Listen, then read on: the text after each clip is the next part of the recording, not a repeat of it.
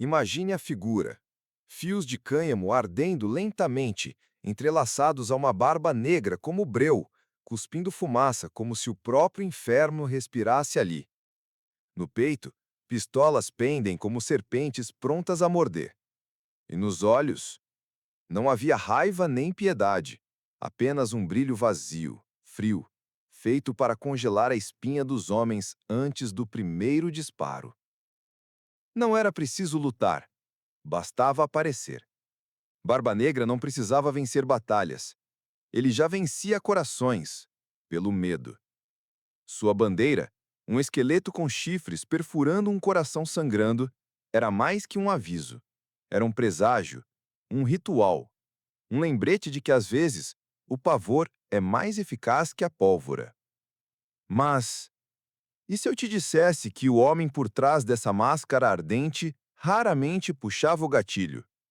Que sua arma mais devastadora não era feita de ferro, mas de ideias?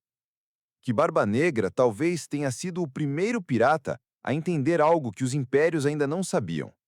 O terror tem mais valor quando é bem encenado. Nos próximos minutos, vamos mergulhar no abismo entre o homem e o mito. Entre Edward Teach, o corsário, e Barba Negra, a entidade. Vamos atravessar os mares turbulentos do século XVIII para entender como esse pirata construiu uma reputação tão poderosa que sobreviveu à sua própria morte. Mas, cuidado! Nem tudo o que brilha no ouro dos tesouros é riqueza. Às vezes, é a última luz antes da maldição. A imagem que sobreviveu de Barba Negra não foi pintada com pincéis, mas com palavras. Em 1724, um livro mudou tudo. A General History of the Robberies and Murders of the Most Notorious Pirates. A obra, publicada sob o nome Capitão Charles Johnson, um autor envolto em tanto mistério quanto seus personagens, transformou bandidos em ícones. Calico Jack, Anne Bonny, Mary Read e, no topo, Barba Negra. O livro descrevia o pirata como uma aparição demoníaca em batalha. A barba em chamas, a fumaça envolvendo o corpo, pistolas penduradas como garras, um verdadeiro espectro surgido do mar. Mas entre as linhas da exaltação havia sinais de algo mais profundo. Segundo o próprio autor, Barba Negra era astuto, calculista e, sobretudo, estratégico. Preferia 1000 vezes vencer pelo pânico do que pelo sangue. Ele não queria ser o mais cruel, queria ser temido como se fosse. E isso muda tudo, porque talvez Edward Teach não tenha sido um monstro, mas sim um arquiteto do medo, um manipulador de símbolos, um mestre da guerra psicológica que descobriu muito antes do tempo que o terror tem mais valor quando é bem encenado. Início do século XVIII. O mundo cambaleava após a Guerra da Sucessão Espanhola. Durante o conflito, milhares de homens comuns tornaram-se corsários, saqueadores oficiais, com permissão para matar em nome da coroa. Mas, quando a guerra terminou, essas mesmas mãos treinadas para destruir foram descartadas. A Inglaterra, agora em paz, não precisava mais de seus cães de guerra. E o que se faz com milhares de soldados do mar, sem emprego, sem rumo, mas com sede de sangue e saque? Eles viraram piratas. O Caribe tornou-se o palco principal dessa nova realidade. Um cenário sem lei, um paraíso brutal. Portos como Nassau, na ilha de Nova Providência, foram tomados por ex-corsários, renegados, desertores, homens que decidiram viver fora da moral dos reis. Ali surgiu uma espécie de república pirata, um lugar onde a ordem era decidida por quem empunhava o timão, onde se votava, onde se dividia o saque, mas onde, acima de tudo, reinava a sobrevivência. E foi nesse caldo de pólvora, rum e desespero que nasceu Barba Negra. Não como herói, nem como vilão, mas como reflexo de um tempo em que o poder não vinha mais das coroas, e sim do medo que se sabia causar. A pergunta é: entre tantos piratas, por que ele? Por que, entre todos os nomes que o oceano engoliu, foi o dele que sobreviveu? Nos próximos atos, vamos descobrir. Todo mito começa com uma ausência. E no caso de Barba Negra, o silêncio antes da lenda é ensurdecedor. Quase nada se sabe sobre Edward Teach antes da pirataria. O nome? Um borrão. Às vezes Teach, outras Tet, até Tet. A origem? Provavelmente Bristol, Inglaterra, mas sem certeza. É como se o próprio tempo tivesse decidido apagar os rastros do homem para amplificar o eco do monstro. Mas os detalhes que sobreviveram são como ossos dispersos. Ele sabia ler e escrever, um luxo entre marinheiros da época, o que indica que, talvez, tenha vindo de uma família com recursos, alguém que teve escolha, mas escolheu o abismo. Durante a Guerra da Rainha Ana, ele surge como corsário, legalmente autorizado a saquear em nome da coroa, uma função que permitia matar com honra e roubar com permissão. Foi nesse cenário que Edward aprendeu a navegar, combater e comandar. Mas quando a guerra acabou, a espada foi deixada de lado e o sangue esquecido. Para milhares de homens treinados para destruir, a paz era uma sentença de morte. Sem guerra, sem causa, sem futuro. E assim, o que restava? O mar. Ou melhor, o mar sem bandeira. E foi nessa fronteira entre a honra e o esquecimento que Edward fez sua primeira escolha real. Não mais ser vivéis, mas tornar-se lenda. Em Nova Providence, nas Bahamas, a capital não oficial dos renegados, Edward encontra um homem que moldaria seu destino. Benjamin Hornigold. Hornigold era mais que um pirata.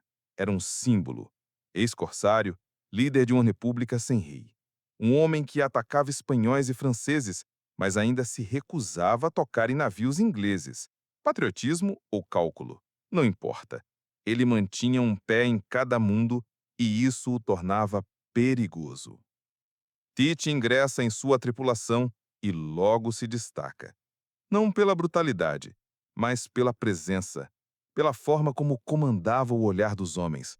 Horngirt percebe e entrega a ele um navio. Um gesto que mudaria tudo.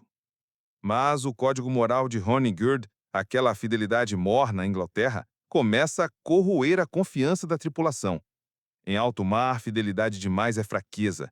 E por votação, Horngirt é deposto. A parceria se desfaz, o mentor abandona o jogo, aceita o perdão real e vira caçador de piratas. Mas antes disso, juntos, eles capturam um prêmio que selaria o destino de Edward Teach e faria nascer o nome que ainda hoje assombra as marés.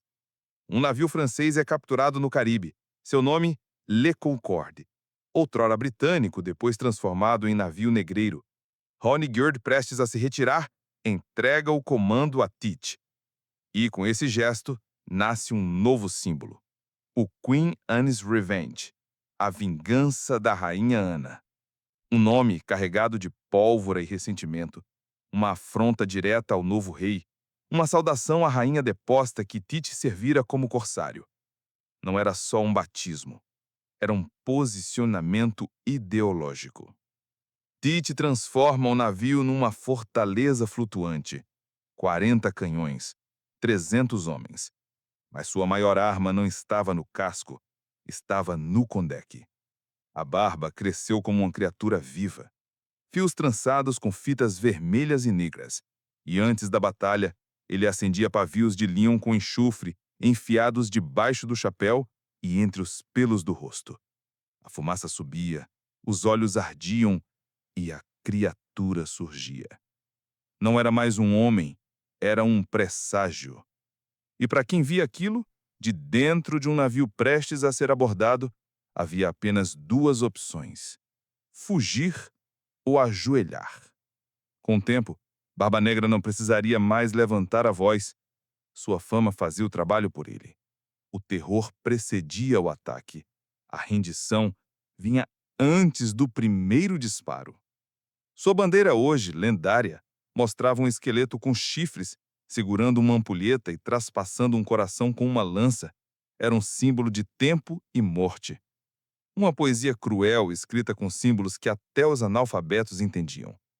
Barba Negra não queria ser visto como um pirata. Ele queria ser visto como uma entidade inevitável, como uma tempestade, uma maldição, um fim anunciado. E o mais impressionante, funcionava.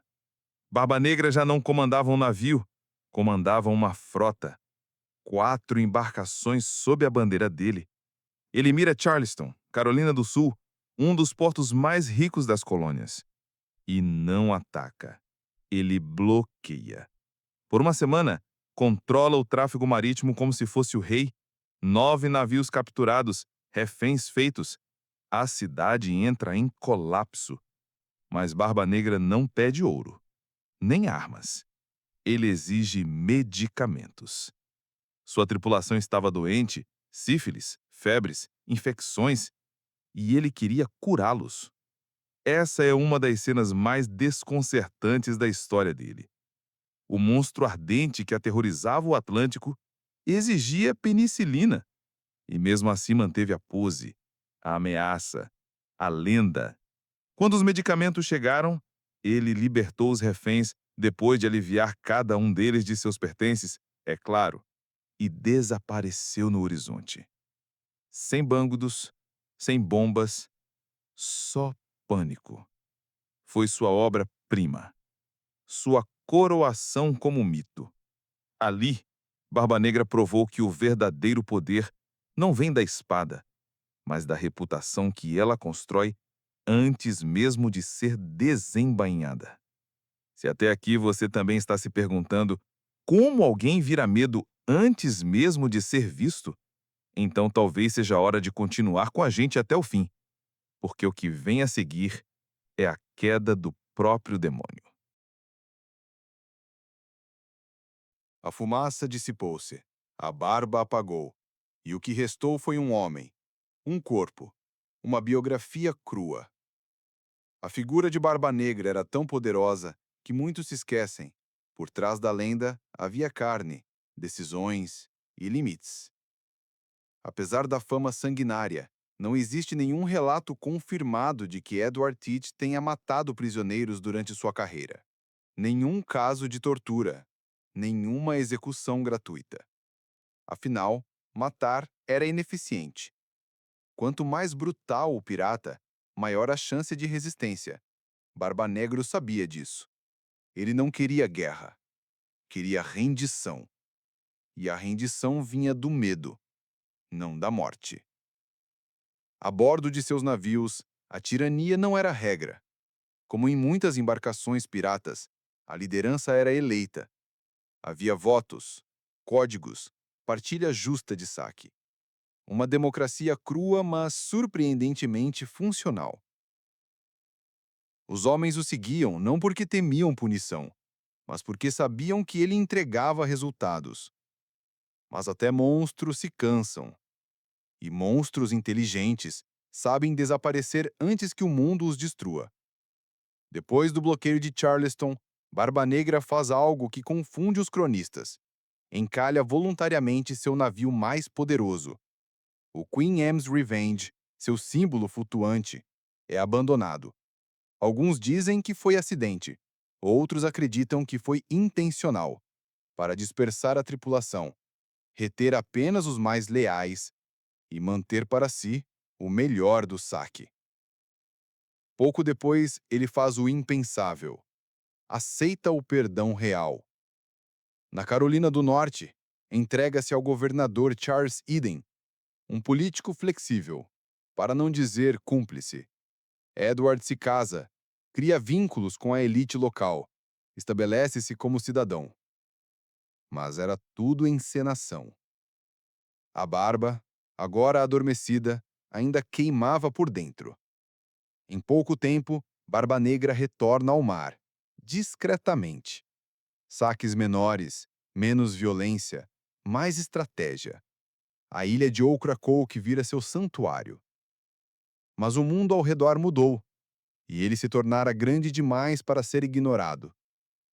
Na Virgínia, o governador Alexander Spotswood já havia decidido que Barba Negra era um símbolo que precisava ser cortado, mesmo que isso significasse invadir outra jurisdição, mesmo que fosse ilegal. Ele organiza uma expedição secreta, 2 navios, uma única missão: trazer a cabeça de Barba Negra. 21 de novembro de 1718. O pirata está em Ocracoke, relaxado, talvez embriagado, sem imaginar o que se aproxima nas águas silenciosas. Ao amanhecer, é tarde demais. Os navios do tenente Robert Maynard surgem no horizonte. Barba Negra, com menos de 25 homens, decide lutar. Não por imprudência, mas por identidade. Recuar seria negar a lenda que ele mesmo construiu. O primeiro navio de Maynard é devastado por uma bordada, mas o segundo se aproxima. E então, o teatro recomeça. Maynard ordena que seus homens se escondam no porão. Do convés, parece que o navio foi dizimado. Barba Negra morde a isca e ordena um ataque. Quando pisa no convés, a armadilha se fecha. Os soldados emergem e o inferno começa. Combate corpo a corpo, espadas, facas, pólvora, gritos. Um caos de carne e fumaça. Barba Negra resiste como se já estivesse morto. 5 tiros, mais de 20 cortes, e ainda assim não cai. É preciso um último golpe, por trás, para derrubá-lo. Ele tombou como um homem, mas sua morte foi digna de um deus da guerra. Maynard, para provar o feito, corta-lhe a cabeça e a pendura no gurupés de seu navio. Uma caveira chacoalhando sobre o mar, sangrando durante toda a viagem de volta. Era o fim de Edward Teach, mas o nascimento de algo maior. A morte de Barba Negra deveria ter sido um ponto final, mas foi um ponto de exclamação. Os seus ossos afundaram, a sua alma talvez, mas sua imagem virou símbolo. 6 anos depois, o livro de Charles Johnson reforça a lenda: a barba em chamas, o olhar possuído, o esqueleto na bandeira. A partir dali, Barba Negra se tornaria a sombra que paira sobre cada história de pirataria contada até hoje. Ele virou molde, arquétipo, fantasma cultural. O tapa-olho, o mapa do tesouro, o papagaio, nada disso era dele, mas a imagem que ele construiu engoliu todas as outras. Sua carreira como pirata durou apenas 2 anos. Curto, objetivo, mortal. Outros capturaram mais navios, como Black Bart. Outros acumularam mais ouro. Mas nenhum outro pirata capturou o imaginário coletivo com a precisão de Barba Negra. E talvez esse tenha sido seu maior tesouro. Não havia baús enterrados. Não havia maldições escondidas. Havia uma ideia. Uma performance. Barba Negra não foi apenas um pirata. Foi um gênio da narrativa. Ele entendeu antes de todos que o medo é uma construção e que se você controlar a história, controla os mares. No fim, tudo o que restou foi uma pergunta. Quem foi Edward Teach? E quem foi Barba Negra? O primeiro foi carne, o segundo um espectro, e o espaço entre os dois é onde vive a lenda. Barba Negra transformou-se naquilo que ninguém ousava enfrentar, um mito construído com suor, pólvora e psicologia. Um homem que entendeu que a percepção era mais afiada que qualquer lâmina. Sua história nos lembra que não é preciso ser imortal para nunca morrer. Agora me diga você, o que é mais poderoso? O aço nas mãos ou a ideia na mente dos outros? Se essa pergunta ficou contigo, então o canal é teu também. Inscreva-se, compartilhe e ajude a manter vivas as histórias que ninguém mais ousa contar.